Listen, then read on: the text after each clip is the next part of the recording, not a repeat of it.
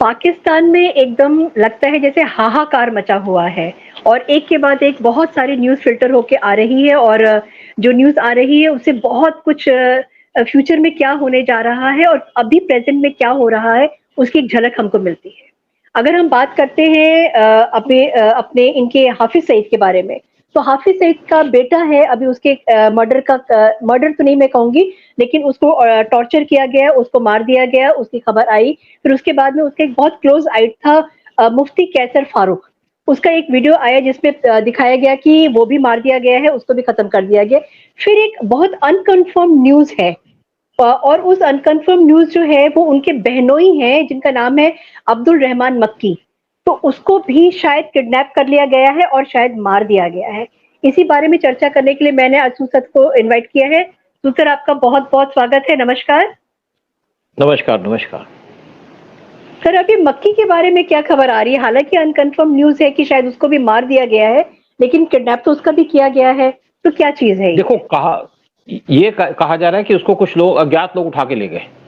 क्या वो पाकिस्तान के आईएसआई के लोग हैं, वो उठा के ले गए हुँ, या कोई हुँ, दूसरे लोग हैं जो उसको उठा के ले गए। लेकिन हुँ, कुछ हल्के में बात आ रही है कि इसको शायद मिलिटेंट उठा के ले गए, कोई दूसरे ग्रुप के मिलिटेंट वो उठा के ले गए हैं। और हुँ, अब्दुल रहमान मक्की ये हाफिज सईद हुँ, का बहनोई है, यानी कि उनकी बहन से हुँ, हाफिज सईद की बहन से उनकी शादी हुई है और ये उसको बड़ा रिस्पेक्ट देते हैं, अपने बड़े भाई की तरह मानते हैं, अपने पेरेंट्स की तरह मानते हैं आपके हाफिज सईद। और हुँ, इनका उठाया जाना बहुत अचरज की बात है, बड़े एक सीरियस इशू है पाकिस्तान के लिए भी और हमारे लिए भी। ये भी एक टेररिस्ट है, इसलिए हमारे लिए इशू है बड़ा। लेकिन ये जो चाहे अब्दुल रहमान मक्की हो, चाहे हाफिज सईद हो, हुँ, चाहे उनका बेटा कमालुद्दीन हो, चाहे हुँ, केसर हो, ये सारे के सारे मिलिटेंट हैं और सब के सब बिलोंग करते हैं एलईटी को और जेयूडी को। हुँ, एलईटी का दूसरा नाम जेयूडी है और जेयूडी का दूसरा नाम एलईटी है, यानी कि लश्कर तैयबा और जमात-उल इस्लाम, जमात-उल मुजाहिदीन मिलिटेंट ग्रुप्स हैं, इंडिया के अंदर ऑपरेट करते हैं। देखिए बात क्या है कि जितने भी मिलिटेंट थे, इंडिया के अंदर हुँ, मिलिटेंसी करते थे, IC-814 को हाईजैक किया इन्होंने और इनके हुँ, खिलाफ कोई एक्शन नहीं हुआ। पाकिस्तान में मजे करते थे, बिजनेस करते थे, उनको पाकिस्तान की आईएसआई पालती थी, पाकिस्तान की गवर्नमेंटें पालती थी और इनको मारा जाता था। एक आर्म है पाकिस्तान की, एक तरफ तो पाकिस्तान की हुँ, आर्मी, एक तरफ पाकिस्तान की आईएसआई और जो तीसरी आर्म है, तीसरी टांग है, वो है ये जो मिलिटेंट ग्रुप। और हुँ, पाकिस्तान की आर्मी काफी कमजोर हुई है जब से पाकिस्तान की जो फाइनेंशियल कंडीशन खराब हुई है, वो आर्म नहीं खरीद पा रही। बहुत सी चीजें का नुकसान हो रहा है, अपने लोगों को प्रॉपर सैलरी नहीं दे पा रही और उनके ऊपर अटैक भी किया जा रहा है मिलिटेंट ग्रुप्स के द्वारा। साथ में जो आईएसआई है वो टोटल फेल हो रही है पाकिस्तान के अंदर, जगह जगह बॉम्ब ब्लास्ट हो रहे हैं, जगह जगह उनके मिलिटेंट को मारा जा रहा है। इस साल के अंदर 3 पाकिस्तान के मिलिटेंट उनको गोली मार दी गई, खालिस्तानी को गोली मार दी गई और उसके बाद कमालुद्दीन जो हफीज सईद का बेटा है उसको भी गोली मार दी गई, उसको मार दिया गया। तो हुँ, इससे क्लियर होता है कि पाकिस्तान की आईएसआई टोटल फेल है, वो अपनी कंट्री को संभाल नहीं पा रही क्योंकि इसका ध्यान अलग तरफ है। इसका ध्यान है पाकिस्तान के लोगों को तंग करना, पाकिस्तान के अपोनेंट्स उनको टारगेट करना और इसी वजह से ये जो मेन इशू है उसको रिजॉल्व नहीं कर पा रही है, उस पर ध्यान नहीं दे पा रही। हाँ, अब तुम बात करो। एक सवाल मेरे दिमाग में आता है सर कि क्या हाफिज सईद आईएसआई के लिए एक लंगड़ा घोड़ा हो गया है जो सिर्फ बैठ करके खा रहा है पैसा ले रहा है लेकिन जो उनके मन मुताबिक आईएसआई जो काम करना चाहते हैं वो नहीं कर पा रहा है इसीलिए एक एक करके सबको जो है निकाला जा रहा है या सबको गुरुओं के पास भेज दिया जा रहा है। देखो, ये भी हो सकता है कि आईएसआई इनसे परेशान हो चुकी हो क्योंकि पाकिस्तान के आर्मी चीफ ने कहा था कि हम अपनी इकोनॉमी को रिवाइव करना चाहते हैं। अब इकोनॉमी को रिवाइव करना है तो पाकिस्तान के मिलिटेंट को तो हटाना पड़ेगा। लेकिन दूसरी बात है, पाकिस्तान के अंदर कुछ दूसरे लोग जो पाकिस्तान से हेट करते हैं, जो पाकिस्तान के अंदर रहते हैं और मुस्लिम हैं और वो हम्म, पाकिस्तान की आर्मी से भी लड़ रहे हैं। चाहे आप बलूचिस को ले लीजिएगा, चाहे आप हम्म, सिंधिस को ले लीजिएगा या आप खैबर पख्तूनख्वा के अंदर टीटीपी को ले लें, ये सबके सब लड़ रहे हैं इनके साथ और इन पे अटैक भी कर रहे हैं। साथ में जगह जगह बम ब्लास्ट किए जा रहे हैं पाकिस्तान के अंदर और तीसरी तरफ ही इंडिया को टारगेट करते हैं। कुछ हम्म, लोग ये भी कहते हैं कि इसके पीछे रॉ का हाथ है, लेकिन कोई इस पे कंफर्मेशन नहीं दे पा रहा कि क्या रॉ बिल्कुल। का हाथ है क्या नहीं है। लेकिन हम्म, कोई इनके पास इंफॉर्मेशन भी नहीं है, कौन उठा के ले गया, किसने किडनैप कर लिया। और पाकिस्तान के अंदर बात हो रही है तो पाकिस्तान रिस्पॉन्सिबल है। पाकिस्तान को चाहिए कि प्रूफ दे, जैसे कनाडा को प्रूफ चाहिए दे रहा था कि इंडिया का हाथ है कनाडा के अंदर जो निज्जर को मारा गया, तो उसी तरह हम्म, पाकिस्तान के पास कोई प्रूफ नहीं है। ये सिर्फ लोग एस्टिमेट कर रहे हैं, लेकिन पाकिस्तान की गवर्नमेंट ने इंडिया के ऊपर कोई एलिगेशन नहीं लगाई और ना इंडिया की तरफ से कोई ऐसा एक्शन हुआ। अब दूसरी बात है कि ये जितने लोग मारे जा रहे हैं आजकल, उन्होंने इंडिया के खिलाफ एक्शन लिया था। किसी ने IC-814 को हाईजैक किया था, किसी ने 26/11 का यहाँ पे मिलिटेंट अटैक किया था और बहुत से यहाँ पे इंडिया के अंदर इन्होंने अटैक किए थे। अभी रिसेंटली ये भी कहा जा रहा है कि रिसेंटली जो अटैक हुआ था सितंबर 11 या 12 को, इसके आसपास अटैक हुआ था कश्मीर के अंदर, जहां पे 3 आर्मी के ऑफिसर्स, 2 आर्मी के ऑफिसर्स, एक कर्नल, एक मेजर और एक JNK पुलिस का ऑफिसर DSP, तीनों को मिलिटेंट ने गोली मार दी। उसके बाद मैं उस टाइम पे कश्मीर में ही था। बाकी कोई ऐसी डिस्टर्बेंस नहीं थी कश्मीर के अंदर, क्योंकि ये जंगल था जो 250 किलोमीटर का जिसका एरिया था टोटल, उसमें छुपे हुए थे। वहां से बाहर निकले, इन पे टारगेट किया और वापस जंगल में चले गए। तो एक बहुत बड़ा ऑपरेशन किया आर्मी ने, क्योंकि आर्मी जंगल के अंदर तो बैठी नहीं होती। ऑपरेशन किया है इन्होंने, ड्रोन्स यूज करके वहां पे जितने भी हाई रोड थे या जितनी भी गुफा थी उनको डिस्ट्रॉय कर दिया और 3 मिलिटेंट को मार दिया।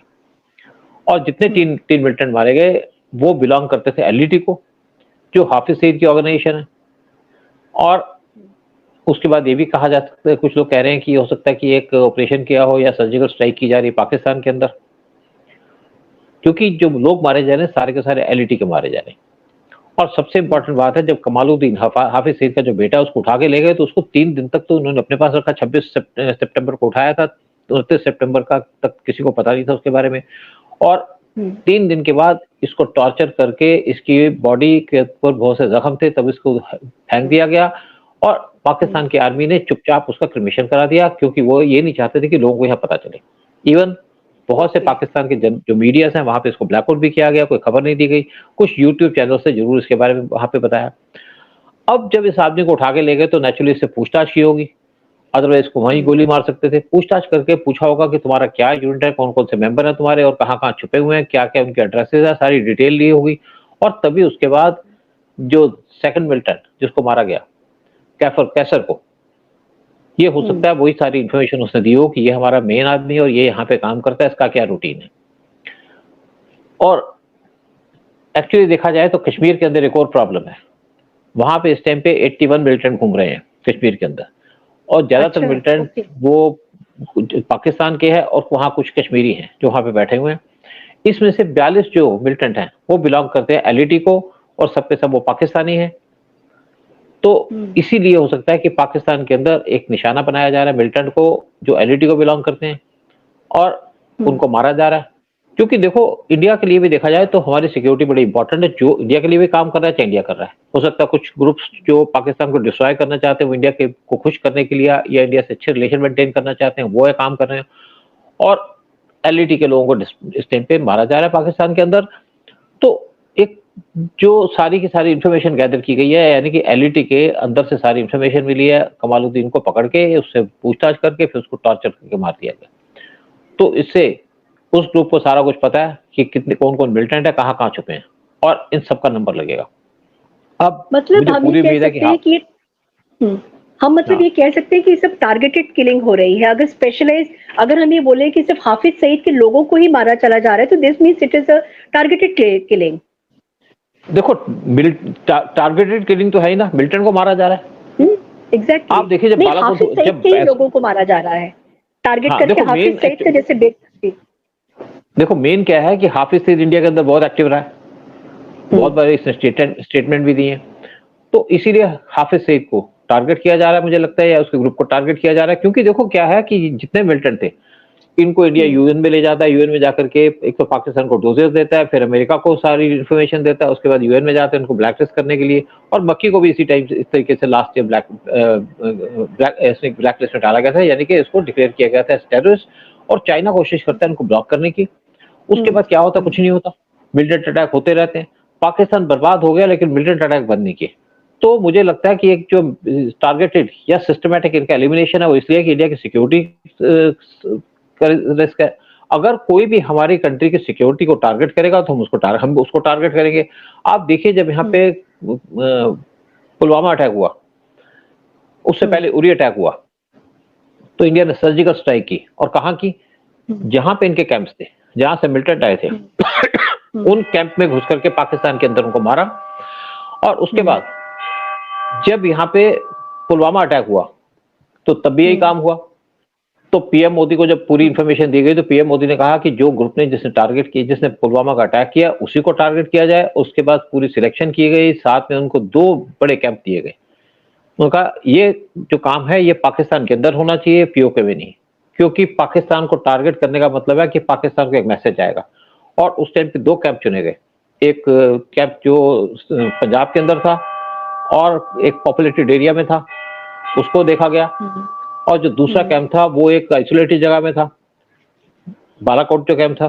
तो इन्होंने बालाकोट कैंप को चुना। एक तो पूरी इंफॉर्मेशन मिल गई बालाकोट कैंप के बारे में कि यहाँ पे कुछ लोग रिक्रूट होने वाले हैं, नए रिक्रूट आने वाले हैं, और ये पता था कि वहाँ पे पूरी बिल्डिंग की इंफॉर्मेशन थी, पूरी बिल्डिंग की इनके पास फोटोग्राफ थी, कौन कहाँ ठहरा, कौन कहाँ ठहरा, और ये था कि उस टाइम पे 300 मिलिटेंट होंगे। तो बालाकोट पे स्ट्राइक की गई और बालाकोट पे स्ट्राइक करके वहाँ पे 300 मिलिटेंट को ढेर कर दिया गया। लेकिन साथ में ये भी ख्याल रखा गया क्या कि कोई यहाँ पे सिविलियन ना मारा जाए और कोई यहाँ पे आर्मी के ऑफिसर या आर्मी ना मारा जाए, एक्सेप्टिंग वो लोग जो यहाँ पे गार्ड कर रहे हैं उस कैंप को। तो इस टाइम पे भी जो एक्शन लिया जा रहा है वो सिर्फ मिलिटेंट के खिलाफ लिया जा रहा है।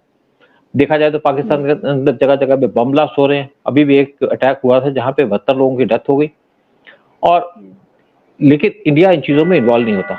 और दूसरी तरफ जो इनके मिलिटेंट कैंप पे अटैक किया जा रहा है या मिलिटेंट के ऊपर अटैक किया जा रहा है वो सिस्टमेटिक तरीके से किया जा रहा है और मिलिटेंट को चुन चुन के मारा जा रहा है। क्योंकि अब हम अमेरिका पे डिपेंड नहीं कर सकते, हम चाइना पे डिपेंड नहीं कर सकते या किसी और कंट्री पे नहीं।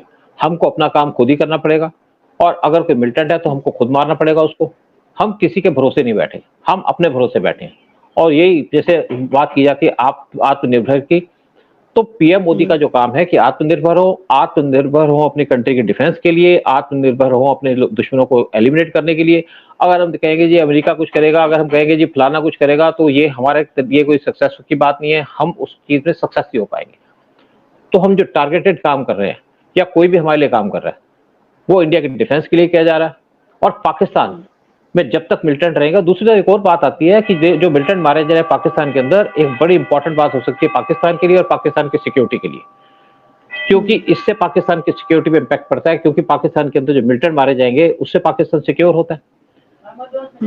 तो ये जो सारी बातें हैं ये इंडिया को हेल्प करती हैं, पाकिस्तान को हेल्प करती है। और जो मिलिटेंट मारे जा रहे हैं, एक तरफ तो इंडिया की सिक्योरिटी अच्छी होती है और दूसरी तरफ पाकिस्तान की जो हालात है वो इंप्रूव होंगे, क्योंकि मिलिटेंट पाकिस्तान के अंदर मारे जा रहे हैं और पाकिस्तान के अंदर जो मेन प्रॉब्लम है वो आज मिलिटेंसी की है, चाहे वो इंडिया को टारगेट करे चाहे अपने आप टारगेट करे। तो मुझे लगता है कि जितना भी काम किया जा रहा है दोनों कंट्री के सेफ्टी सिक्योरिटी के लिए किया जा रहा है। मिलिटेंसी की प्रॉब्लम तो नहीं है, क्योंकि मिलिटेंसी को तो पाला है, पोसा है पाकिस्तान ने। और जो कहते हैं ना वेपन उनके यहाँ तो घर घर में है, और जैसे जेवर हमारे यहाँ पे हर घर में होता है वैसे उनके यहाँ पे वेपन पाए जाते हैं पाकिस्तान में घर घर में।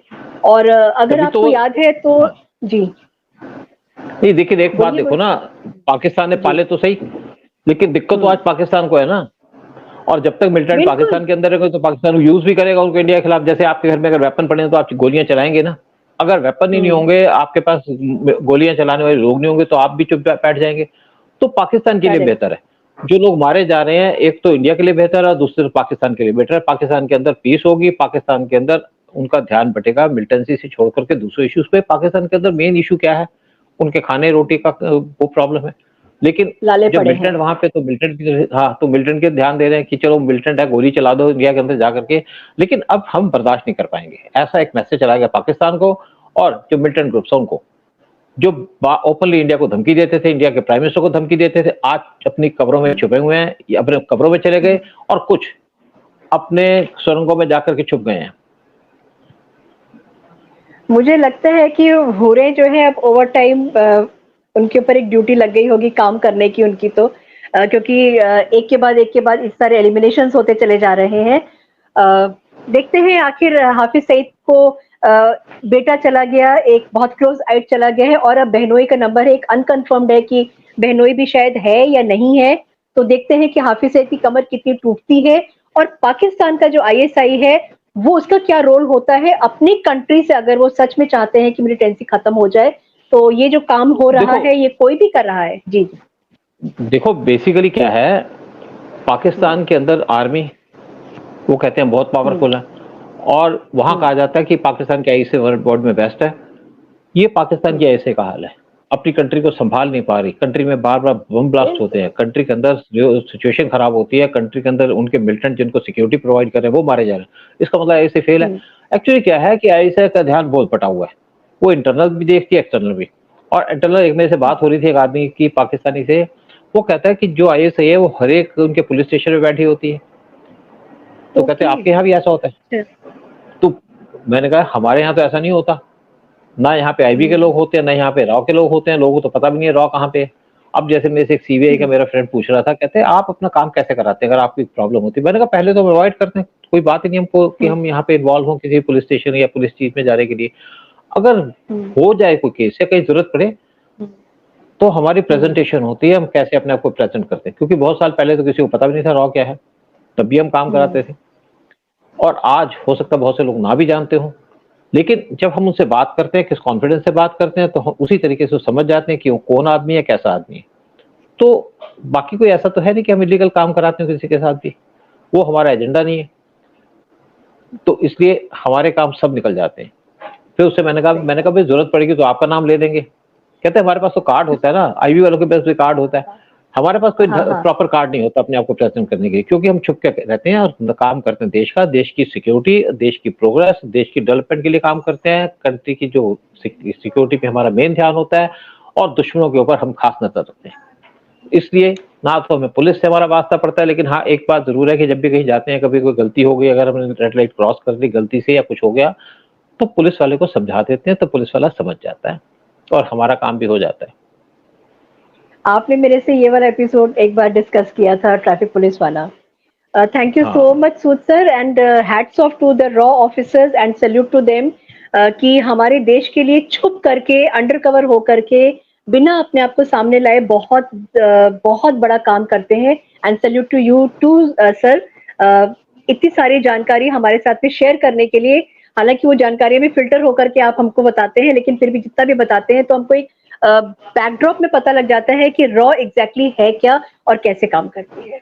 और आज जो आपने भी बताया है हाफिज सईद के बारे में और उसकी कमर देखते हैं कहाँ तक टूटती है, क्या होता है और नज़र हम लोग भी बना के रखते हैं और फिर कुछ और डेवलपमेंट होगा तो definitely we are going to come back again. बिल्कुल, थैंक बिल्कुल, you sure, sir so sure. Much. Thank you so much. Thank you, जय हिंद, जय भारत। गॉड ब्लेस यू, जय हिंद, जय Bharat. Thank you so much sir, thank you so much.